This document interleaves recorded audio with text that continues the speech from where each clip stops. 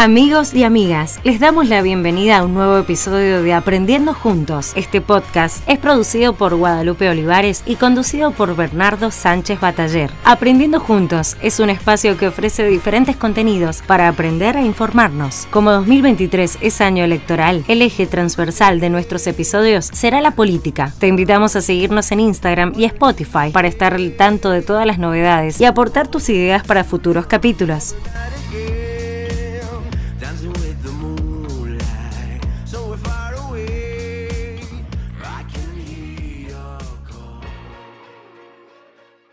Bienvenidos al 9º episodio de Aprendiendo Juntos. Mi nombre es Guadalupe Olivares y estoy junto a Bernardo Sánchez Bataller. Hola Berni, ¿cómo estás? Guada, todo bien, motivado porque si bien nunca le decimos a la gente cuándo grabamos los episodios, lo que sí podemos decirles es que ya están oficializadas las candidaturas. Así Bien. que a partir de este momento vamos a tener muchos invitados, invitadas que van a ser candidatos este año y que seguramente nos van a brindar conversaciones muy interesantes. Bien, qué lindo, me encantó. Menos mal que ya se pudo definir esto, ¿no? Y que empecemos a introducirnos un poco más previo a las elecciones. El objetivo nuestro es informar, ¿no? Y que cada uno pueda formar su opinión previo a votar. Y quería preguntarte, ¿hoy de qué vamos a hablar? Hoy, en línea con esto que decíamos de ya poder hablar de nuestros invitados como candidatos, vamos a hablar de cómo se define el perfil de un candidato. ¿Y cómo se podría definir a lo que hace referencia el término perfil político, ¿no? Muy buena pregunta. Lo primero que hay que tener en cuenta cuando uno va a encarar una campaña electoral y que puede sonar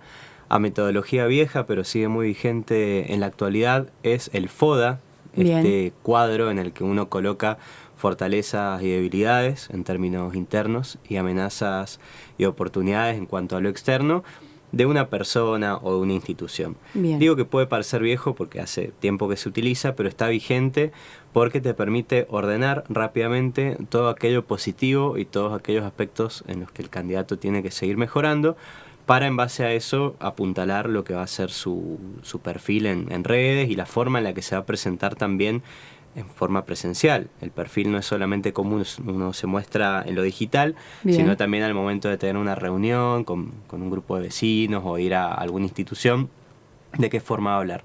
Y ahí es en donde entran los conceptos de el candidato real y el candidato ideal, que Bien. es, digamos, lo que es la persona en su vida cotidiana, con sus características, con sus gustos, con sus atributos, sus defectos, y aquel perfil al que se busca apuntar, y no ideal en el sentido de, bueno, vamos a teñirlo de otro color para que se vea más fachero, no, sino Bien. justamente por ahí aquellos aspectos que notamos que son debilidades del candidato, que pueden tener que ver con la oratoria, quizás es una persona que va a un medio y le cuesta mucho expresarse, se traba o no tiene las palabras adecuadas para expresar cuáles son sus propuestas.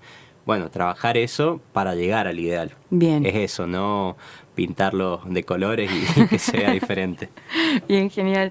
Y se podría decir que entonces, previo a su exposición pública, ¿no? Debe tener como una cierta base de valores que pueda mantener a lo largo de su candidatura. Eso, Guada, es fundamental porque siempre se habla, y sobre todo en estos tiempos de medios digitales, que todo queda registrado, archivado en algún lado, que después nadie resiste al archivo, es la frase. ¿Y qué significa Bien. esto? Que si uno no tiene en claro de qué va a hablar, de qué forma lo va a abordar al tema, si no tiene estos valores, como decías vos, identificados, después puede cometer el error de, en una entrevista, decir, sí, yo estoy a favor de tal tema, que pase un tiempo, le pregunten y diga, no estoy tan a favor como antes, y queda medio raro. No significa que la gente no pueda cambiar de opinión por informarse, Bien. pero sí cuando uno se supone que está sosteniendo una bandera, que está encarando una idea, tiene que ser más coherente con lo que dice, o al menos tiene que tener muy definido y muy estudiado por qué se posiciona de tal manera, para después no tener que estar dando vueltas. Claro, y me imagino que también más ahora en la actualidad con todo esto de la tecnología, el internet, redes sociales, que queda tan guardada la palabra de una figura pública, ¿no? Que ahí nomás van y buscan, no sé, en 2015 dijiste, y terminan exponiéndolo, ¿no? A que dijo algo contrario a lo que mantiene hoy en día. Pasa todo el tiempo y sobre todo es tan simple el acceso a esa información con un solo clic. Cada vez nos encontramos también con buscadores que son mucho más certeros a Bien. la hora de brindarnos información. Ahora tenemos los chats de inteligencia artificial, entonces todo tiende a que la información sea cada vez más accesible para las personas, y eso también le exige a aquellas personas que se postulan a algún cargo ser también más cautelosas a la hora de hablar en algún medio o de expresarse con un grupo de personas. Claro. Hablando esto, ¿no?, de la expresión y mostrarse en los medios, ¿es necesario que el político cuente con un ego alto a la hora de introducirse en todo el ámbito, ¿no? O quizás no es tan necesario que la persona en sí tenga un ego firme. Muchas veces pasa que hay candidatos, candidatas que pecan de exceso de humildad. Bien. Uno, por supuesto, que busca en la figura del político a alguien cercano, que le genere empatía, que el elector sienta, esta persona realmente va a entender mi situación, va a buscar darme una mano.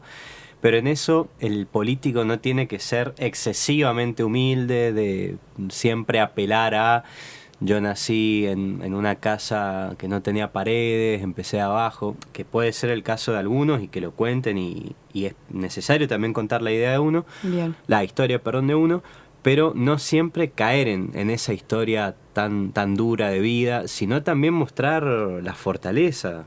Bien, cómo salió quizás y empezó a resurgir, ¿no? Claro, y también porque el político no deja de ser una figura de liderazgo que tiene que transmitir también esa tranquilidad, esa confianza de que si uno lo vota va a poder darle respuesta a los problemas, va a ir hacia adelante.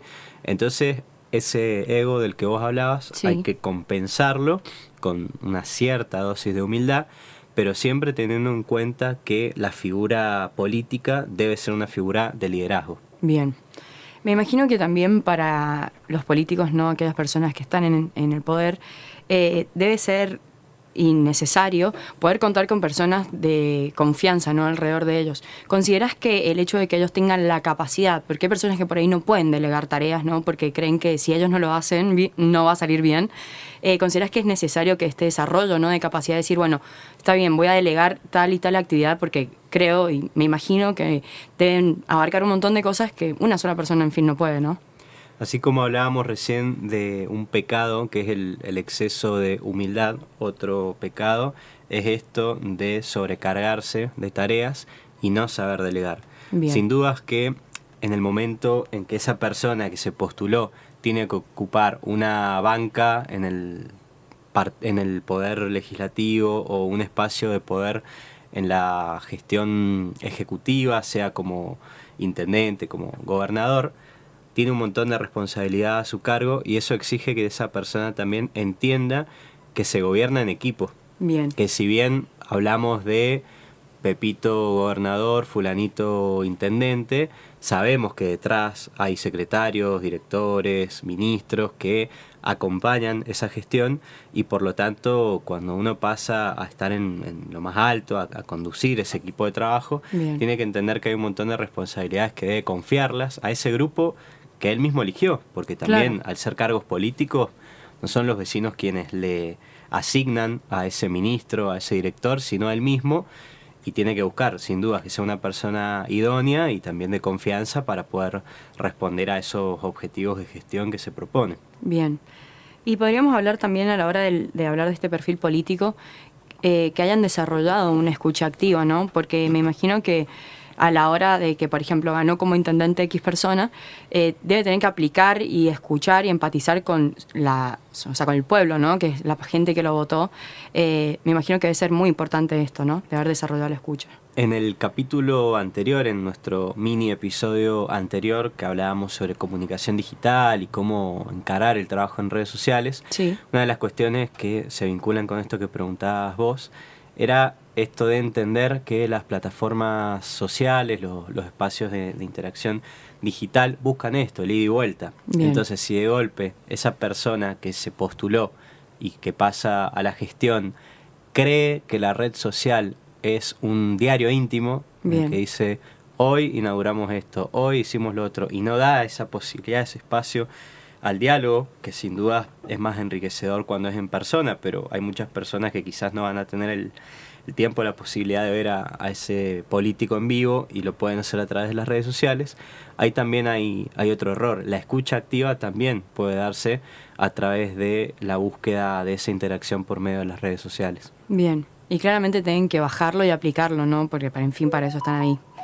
Y también te quería preguntar si se podría decir que es sumamente importante que el sujeto tenga un objetivo a corto plazo, ¿no? A la hora de entrar en el mandato, y si mantener sus objetivos generales hace que tenga más clara la visión él, ¿no? Los objetivos en general suelen pensarse a corto plazo por esta cuestión de que las gestiones duren 4 años, Bien. en el caso de gobernador, intendente. Ya cuando es legislativo, por ejemplo, un senador, bueno, tiene más tiempo, son 6 años, pero en general, cuando se habla de una gestión de 4 años, pareciera mucho tiempo, pero a su vez se hace corto.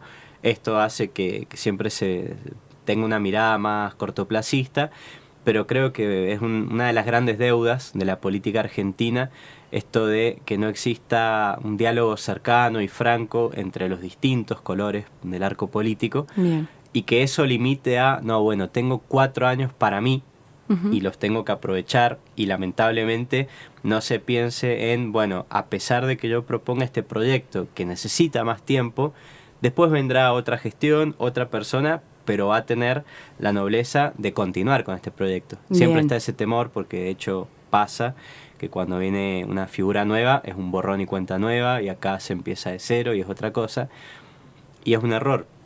Debería, como ocurre en otros países, haber mayor encuentro, mayor decisión entre las distintas voces que forman parte del espectro político, para trazar políticas públicas que sean de más largo plazo. Bien. No está mal tener objetivos de corto plazo, sin duda, en la vida cotidiana lo hacemos, pero en la vida cotidiana también a veces nos preguntamos cómo me gustaría estar dentro de 5 o 10 años. Total. Y aunque sabemos que después puede que no pase, Sí, pero que pueden haber variantes, ¿no? Y circunstancias que pasen en la vida que cambien. exacto, al menos lo planteamos, y en política eso lamentablemente se ha vuelto cada vez más complicado.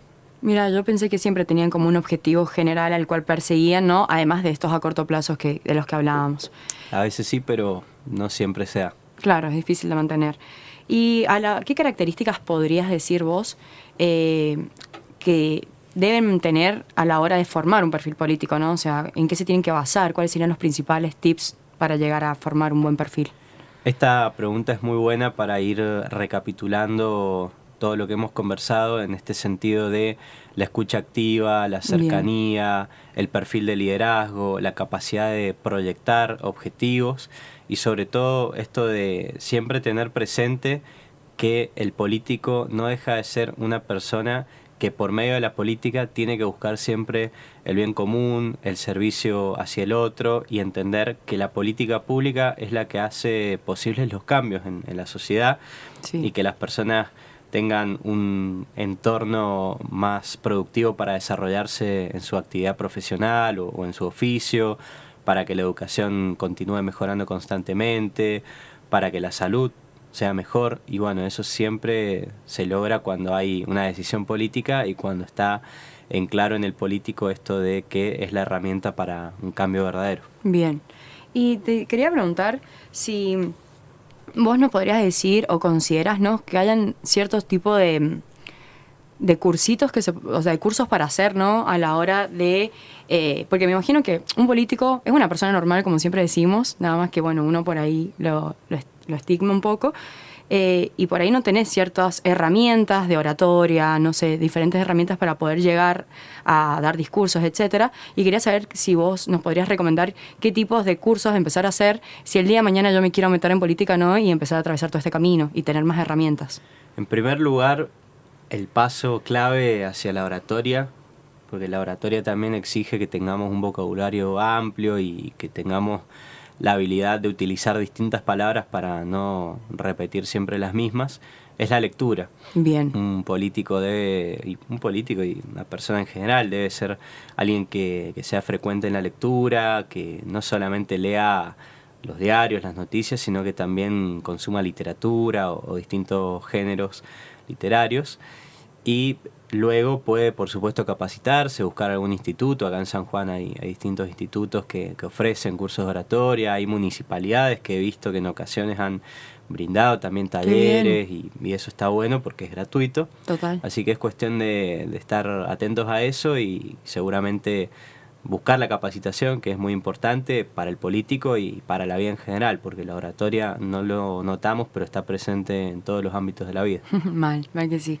Bueno, Bernie, agradecerte y espero que a todos los que están escuchando del otro lado les haya gustado este mini episodio de Aprendiendo Juntos y nos dejen sus comentarios en Instagram para seguir creciendo junto a ustedes. Así es, siempre nuestra community manager, Dorita Di Lorenzo, nos tiene al tanto y eso nos da mucha fuerza, nos alegra, nos alienta para seguir adelante con Aprendiendo Juntos, así que les agradecemos por eso. Gracias. Cada episodio de Aprendiendo Juntos nos invita a seguir conociendo más de cada tema que abordamos. Los y las invitamos a seguirnos en Instagram y en Spotify para estar al tanto de todas las novedades y aportar ideas para futuros capítulos. Será hasta la próxima edición de Aprendiendo Juntos.